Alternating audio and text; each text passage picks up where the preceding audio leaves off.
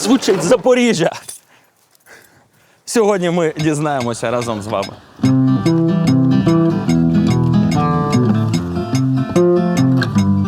Ми їдемо в Запорізьку область, ми їдемо ближче до славетного міста Оріхів. Там ми будемо записувати нашого друга Вела, штурмовика. Знову ніч, бліндаж, посадка, знову міни, кап, гармати, знову Дагестан, буряти, братику, прикрий. Знову надпотужного воїна, ідейного, сильного, професійного. До речі, Вел – один з моїх улюблених поетів сучасних українських. Він себе не називає поетом, він не вважає, що він поет. Він пише тільки тоді, коли не може написати. Мені здається, що це і є справжня поезія. Тоді, коли ти нічого не додумуєш, коли ти просто сідаєш, він з тебе виходить. А він написав дуже круту пісню, яка є колисковою для його доньки. Він дуже любить свою доньку. В нього неймовірна донька, яку звуть Лея. Хто мій крихітний бобр? Ти мій крихітний бобр. Ти мій крихітний бобр. Хто мій крихітний бобр? Ти мій крихітний бобр. Ти мій крихітний бобр. На Різдво він скидає мені вірш. І я читаю цей вірш, і мене просто вскриває. Настільки сильно, настільки скільки болю і скільки сили в цьому вірші. Ти розумієш, що людина, яка не пройшла через все те, що написано, вона ніколи цього не напише, просто ніколи. Під ранок на позиції, десь під Гуляйпільськом, до нас прийшов Бог. В брудному пікселі з хронічним кашлем, цигарками та старим покоцаним покемоном. Ми одразу відчули, що зараз буде, можливо, найважливіший в нашому житті діалог. З тайнами, інтригами, шкандалем і трохи не по канонам. Він почав з виправдань, вибачень та загальної ситуації. Мовляв, він би все зупинив, відмотав та перезавантажив, але за суворими правилами Всесвіту нам, щоб зберігся баланс та у якості кармічної компенсації, треба кров, жертовність та людяність. Бо 140 мільйонів псевдолюдей бояться дивитись у дзеркало. Йому було явно ніяково, щоб не сказати хірово. Він намагався жартувати про пекло, в якому нам вже буде відверто нудно. Казав, що всі його янголи зараз на ротації цілодобово. Прикривати водночас і наших, і нас, і вдома, і навколо світу почесно, але трудно. Показав нам, до речі, і рідних якась хитра пряма трансляція. Типу райського старлінку з преміум аккаунтом. Дружина наряджала ялинку, донька писала Санті різдвяну реляцію, просила тато додому миру, пухнату собаку та припинити нарешті блекаути. Щоб хоч якось розбавити морозний, вранішній степовий смуток, ми Бога всі разом як могли заспокоювали та втішали. Розповідали йому про життя після перемоги та про наших братиків, його нових янголів, на жовто-блакитних крилах, з позивними, браслетами з паракорду та вогняними мечами.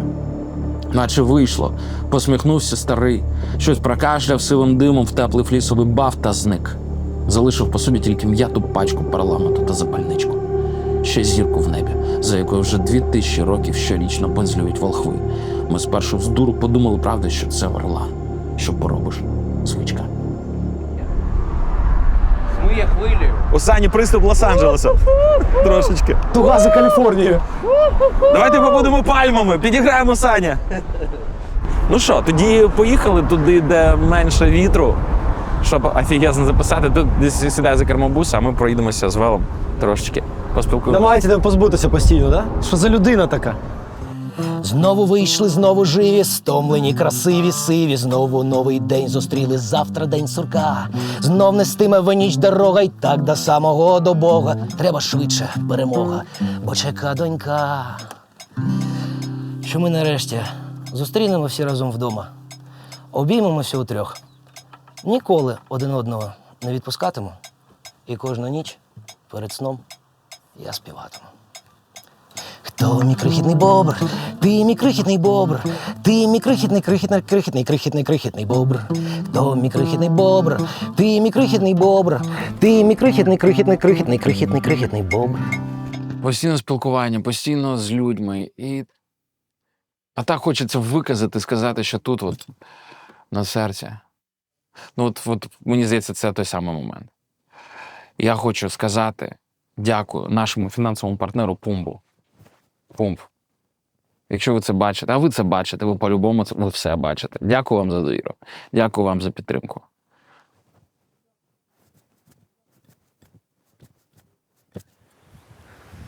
А ти не знаєш історію цієї футболки? Ні, не знаю. Вашу снів.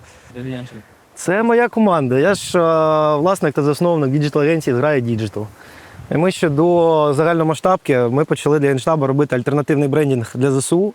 Тобто не той, який буде офіційно використовуватися, а той, який буде для міжнародних делегацій, для всілякого мерчу.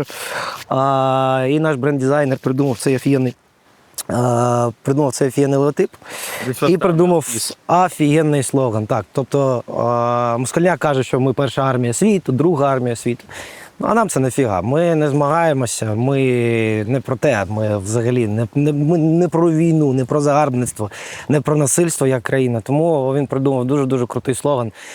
Ми перша армія миру. Ну, тобто не світу, а саме миру. Тобто те, що ми робимо, те, що ми воюємо не заради військових досягнень. Ми воюємо для того, щоб у нас якомога швидше настав мир в нашій країні. Ось. І, власне, таких футболок було надруковано дві. Одна була презентована Валерію Федоровичу, і на якійсь прес-конференції він навіть в ній виступив. Ось. А я тоді ми тоді двіжували ще херсонську компанію, і моя команда надрукувала мені футболку, власне. І окрім того, що тут повністю, не повністю, частково репрезентований брендбук плюс слогани, вони ззаду мені ще й надрукували трохи повідомлень і побажань. Від команди. Від команди, так. Це саме люди, які брали участь в цьому проєктові, це саме моя команда. Ми з тобою одного віку, але ти для мене тепер як старший брат. Дякую, що борониш нас. Бажаю перемогти та давати інтерв'ю всіляким American і British ресурсам вже про те, яка крута зграя. Так, ну що, в нас задача записати гітару і ще раз записати гітару. А потім записати гітару. Так. Лея взагалі в мене насправді дитина війни. А в якому сенсі? Ну, як, напевно, і всі.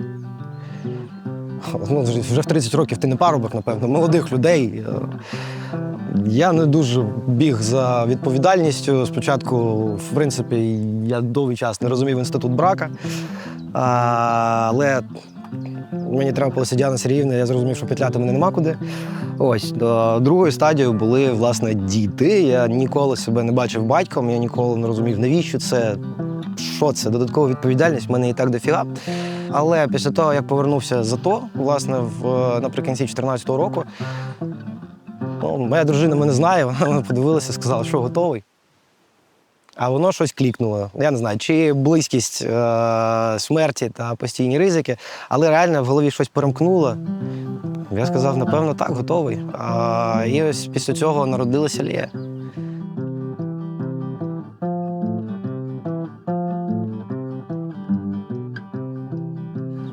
Найкраще, що я зробив в своєму житті, неймовірно пишаюся своєю донькою. На жаль, не бачилися ми з нею з серпня минулого року, а відповідно не живемо разом вже більше 2, тому що в перший день я їх відправив спочатку на Західну Україну. Ну як відправив? Діану Сергіївну не сильно відправив.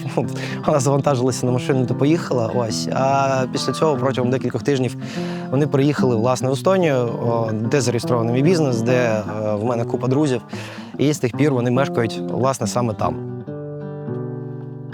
Я розумію, що я втратив 2 роки зі своєю донькою. Я пропускаю. Будь-який час втрати з дітьми – це непоправна втрата, бо це час його ніхто і ніяк, і ніде ми компенсувати не зможемо. Тому усвідомлювати те, що я пропустив 2 роки життя своєї доньки, вона жила, власне, без тата, я жив без неї, воно дуже-дуже боляче. І, власне, з цього і народилася ця пісня. Знову в ніч несе дорога, джип, 2 куми, бімби й дрони, що летять туди, де ворог ще чомусь живий. Знову ніч, бліндаж, посадка, знову мідне, кап, гармати, Мокша, Дагестан, буряти, братику, прикрий. Знову прилетіло близько, в бліндажі від крові слизько, поки спить моя дітисько. Колискова їй, хто мій крихітний бобр, ти мій крихітний бобр, ти мій крихітний, крихітний, крихітний, крихітний, крихітний бобр. Хто мій крихітний бобр, ти мій крихітний бобр, ти мій крихітний, крихітний, крихітний, крихітний, крихітний бобр. коли вона була дуже-дуже маленькою, коли тільки перші зуби прорізалися, за класікою, як у дітей, перші два знизу, я на неї якось подивився і такий, блін, ти ж мій крихітний бобр, реально. І тоді якраз зуби різалися, вона спала погано, і я придумав цей приспів. Хто мій крихітний бобр? Ти мій крихітний бобр. Ти мій крихітний бобр. І вона чомусь під нього засинала, реально. Ти мій крихітний бобр. Ти мій крихітний бобр. Січень чи лютий цього року, мені здається. Ми працювали недалеко від Робочино і дуже щільно працювали, тобто по 3 дні сиділи в бліндажах, там день відсиналися, щось пралися і поверталися. То було декілька моментів, коли ми реально могли забаранитися ось. Дуже-дуже близенько було, і якось в черговий раз я повернувся, і воно все налягло одне на одне. Тому пісня одночасно і колискова для моєї дитини, якої зі мною нема, але вона про наш екіпаж і про, власне, нашу роботу. Тому така вийшла FPV-шна колискова, бо є усвідомлення, що ось поки я вночі або на позиції заходжу, або виходжу, моя донька якраз засинає. Ось. І колисковою з цією співати нема кому, тому два світа якісь, абсолютно полярних, вони десь якось зійшлися в пісні. Оп. Оп. Всіх вб'ю. Ну що, їдемо далі. Як ти думаєш, які в нас шанси взяти Греммі за цей альбом? Я вважаю, що в будь-якому випадку ми маємо податися на це. А про шанси дуже важко в цьому плані розмовляти. Зараз в нас є всі шанси це зробити, тому що ми, як я написав в одній з своїх пісень, що зараз Україна, яка була гадким каченям до цього, вона перетворюється на красотку, яку всі знають і на яку всі дивляться. І тому наш проект, він доволі концептуальний і якісний. І я впевнений, що треба дати можливість суспільству, в цьому випадку американському, оцінити це.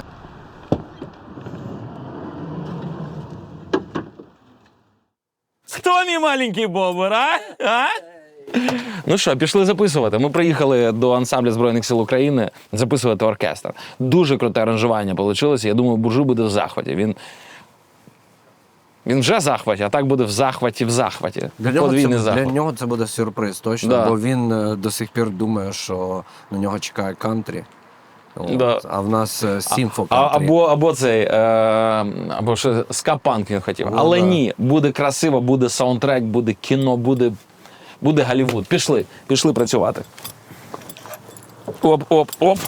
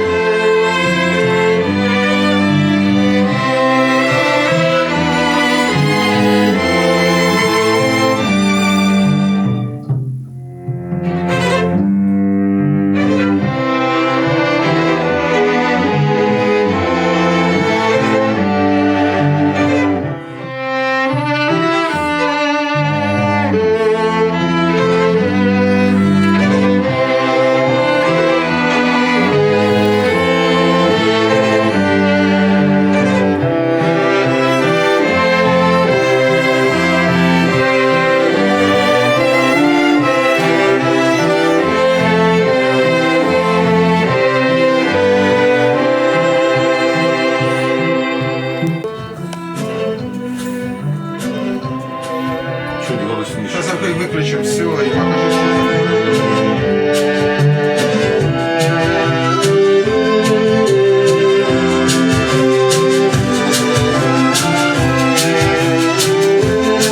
А перекусія це що? це прописано без стежки. Кахон там шейкер. Клас. Дуже круто вийшло. Мені подобається, що відбувається синтез реально. Це world music, тобто це світова музика, в якій присутня Україна присутня на відсотків 80. Це ще була одна з головних думок створення фронтової студії. Тому що фронтова пісня зачасту це різні варіації афганських пісень. І якось вони всі одна схожа на іншу. Це із-за радянщини. І за радянщини. І зараз потрібно вприск такої якісної світової музики, тому що одна з найважливіших подій, яка має відбутися, це «Будь здоров». Це сепарація від культурного коду радянського. Угу. А для цього потрібно замінити, для цього потрібно дати нову форму, потихеньку її пробивати, щоб не різко одразу і все. А потихеньку, і просто в якийсь момент перестане, бо несвідомий, спільний код, він же несвідомий, перестане відтягувати назад. Ну ми так потихеньку це робимо, як ракети. Тихенько.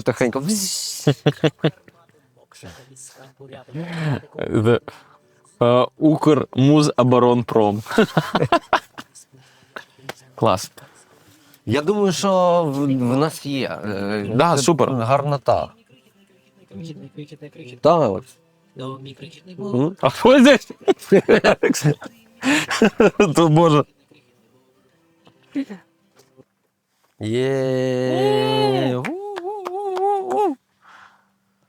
Ну що, рухаємось на наступну серію. Хто мій крихітний бобр? Ти мій крихітний бобр. Ти мій крихітний бобр. Хто мій крихітний бобр? Ти мій крихітний бобр. Ти мій крихітний